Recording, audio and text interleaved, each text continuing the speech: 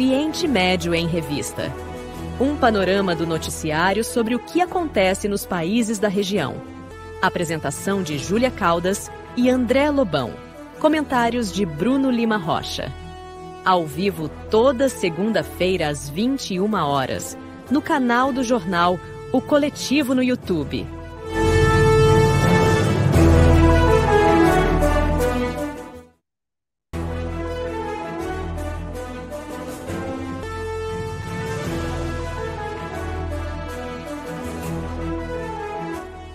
E nesse último bloco do Oriente Médio em Revista, temos agora, essa etapa aí de entrevista especial, em que a gente conversa hoje com o jornalista Anwar Assi. Anwar é brasileiro com origem árabe e libanesa, manauara, amazônida e um profundo conhecedor do Líbano moderno, em especial na etapa posterior à libertação, quando a resistência liderada pelo Hezbollah expulsou o invasor sionista do sul do território libanês. Anwar, bem-vindo ao programa e obrigada por estar aqui com a gente hoje. Obrigado, eu que agradeço o convite. Então eu vou começar esse nosso bloco de entrevista falando sobre uma viagem muito importante que tu fez ao Líbano, em especial ao sul do país. Eu te pergunto, como foi conhecer os feitos da resistência, o Museu da Memória Histórica e os lugares mais importantes nessa luta para a expulsão definitiva dos sionistas? Na verdade, eu não conheço o Líbano só depois da libertação. Na verdade, a década de 90, eu praticamente morei toda ela no Líbano. Ou seja, eu acompanhei toda essa luta do povo libanês, em especial o povo do sul do Líbano, pela libertação de sua terra, que estava sendo ocupada naquela época pelo exército invasor de Israel. Então, assim, eu praticamente vi os 10 últimos anos da ocupação israelense, eu estava no Líbano. Eu morava lá nessa época. E depois, da saída da expulsão, na verdade, porque Israel não saiu ali por livre e espontânea vontade, não. Ela saiu por livre e espancada à vontade. Saiu de lá por conta de uma resistência heróica feita pelo povo libanês, liderada, como você falou, pelo Hezbollah, que é um partido libanês legalizado, que acabou fazendo a luta armada, uma vez que o exército libanês não tinha condição de fazer essa luta. E depois, que houve a saída, a expulsão das tropas israelenses no dia 25 de maio do ano 2000, há quase um mês atrás comemoramos 24 anos dessa expulsão. De fato, foi feito um museu na cidade de Milita, que é uma cidade que fica no sul do Líbano, na região de Nabatia, a mais ou menos a 70 quilômetros de Beirute, onde lá você pode ver tanques, os armamentos que foram usados tanto pelas tropas de ocupação israelense como pela resistência libanesa, até túneis, os túneis que foram usados pelos combatentes da resistência libanesa, você pode entrar neles, ver, ter uma ideia de como que os combatentes da resistência, eles enfrentavam as tropas invasoras israelenses. Então, vale a pena, um dia, quem for ao Líbano, conhecer esse museu que fica na cidade de Milita. E o museu se chama Museu de Milita, que lá tem tudo sobre essa luta do povo libanês contra a ocupação israelense, até mapas você pode ver lá nesse museu. Anwar, boa noite. Boa noite. Você citou o 25 de maio, uma data histórica para o povo do Líbano. Enfim, depois de forma permanente, em fevereiro a derrota foi em 1985. Bom, você conheceu, você visitou, você celebra essa data tão importante. Quais são as impressões, os impactos que você pôde perceber, dessa epopeia do povo libanês, dessa luta, dessa resistência toda ao chamado Estado sionista? Que lição tirar disso, dessa luta? Olha, hoje nós estamos diante de um dos piores genocídios da era moderna, Um genocídio que está sendo televisionado Toda a humanidade está vendo o que está acontecendo na Palestina, principalmente na faixa de Gaza e também na Cisjordânia e em Jerusalém ocupada. Massacres, violações dos direitos humanos, violações das leis internacionais, um genocídio vergonhoso diante das câmeras.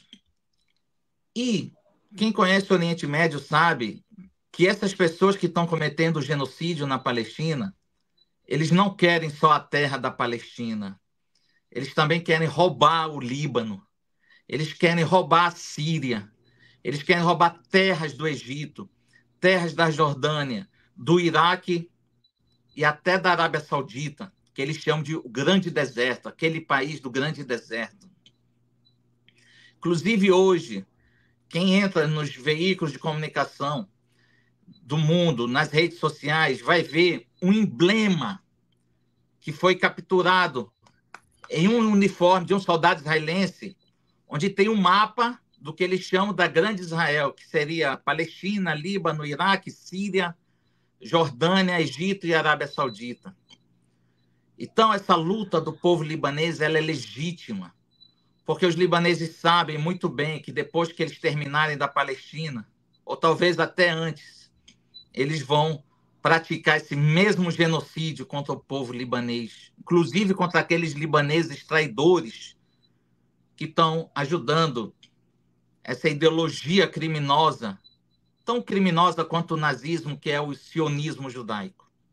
Infelizmente, uma parte do judaísmo se rendeu a essa ideologia, embora, graças a Deus, a gente está vendo também que dentro da comunidade judaica está crescendo esse movimento antisionista. Isso é um fato muito positivo. Em relação às lições que nós tivemos da resistência, talvez seja a principal lição de que hoje nós estamos mais fortes do que nós estávamos há 24 anos, há 25 anos, há 30 anos. Hoje o Líbano praticamente ele que está dando as cartas nesse confronto com Israel.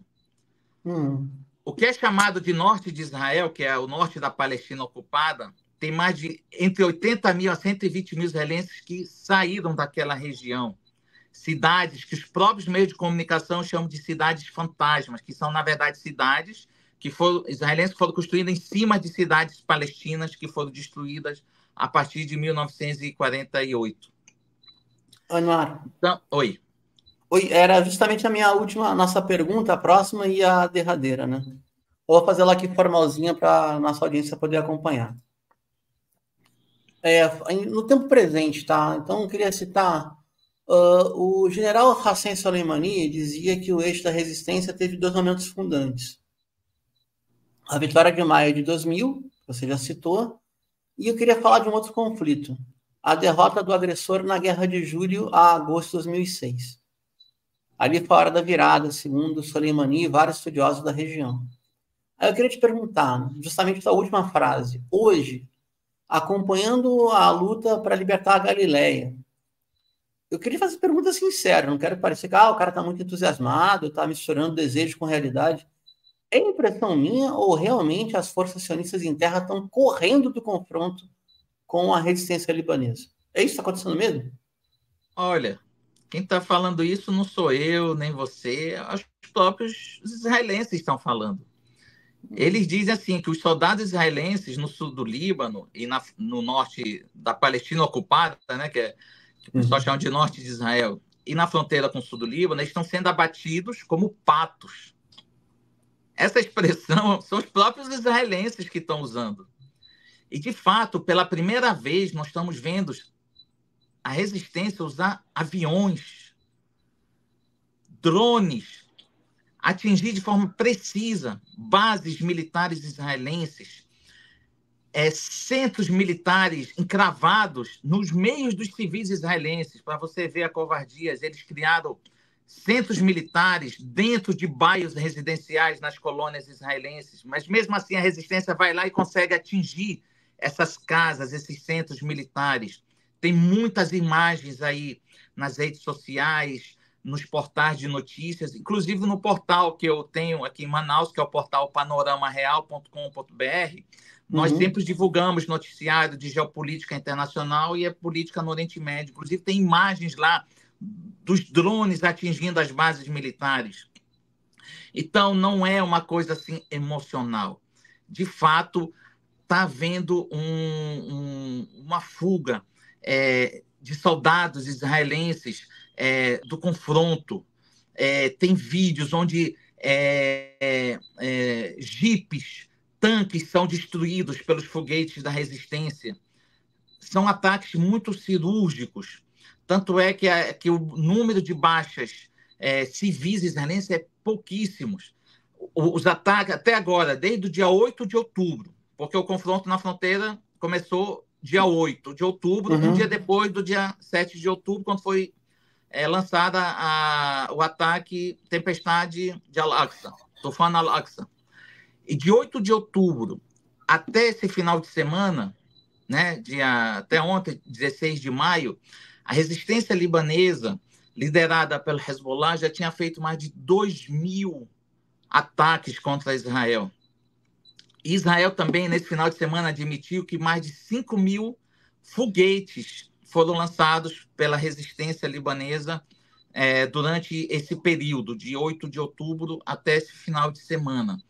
Um número que nós nunca tínhamos visto antes, e também a qualidade das armas. Lembrando que o próprio Hezbollah já disse que não usou nem 5% de seu arsenal militar, que é estimado aí, alguns falam em 100.000, tem gente que fala até em 1 milhão de foguetes.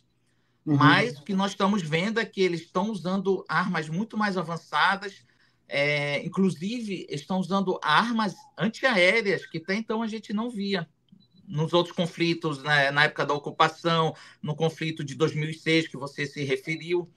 Então, eles hoje conseguiram já derrubar o drone, o Hermes 950, outros modelos muito avançados. Daqui a pouco a gente vai ver que eles derrubaram um F-35.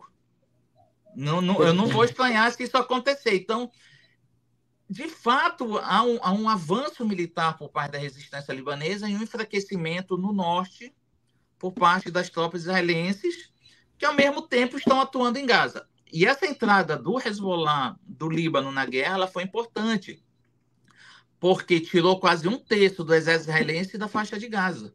Ou seja, aliviou muito para a faixa de Gaza. Então, esse confronto está certo, está causando danos ao Líbano, perda de casas. Você sabe, quem conhece Israel sabe que eles são covardes, atacam os civis de forma proposital mesmo, ainda mais quando eles estão acuados, quando mais eles não conseguem, os objetivos deles, eles descontam propositadamente no civil, como aconteceu nesse final de semana. Muitos socorristas libaneses já foram assassinados desde 8 de outubro. Quer dizer, o cara tentando salvar a vida de civis, eles vão lá e bombardeiam. Uma covardia sem fim. Obrigado. Bom, Noah, a gente queria agradecer a sua participação, foi muito importante, com informações precisas, né, sobre o que está acontecendo, né, a partir da resistência libanesa. E obrigado aqui pela sua participação e aguardamos, né, futuras entrevistas novamente com você, ok? Eu quem agradeço o convite e eu estou à disposição.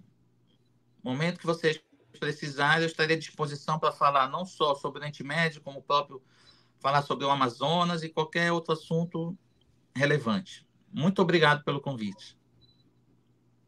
Nós agradecemos. Obrigada, Noah.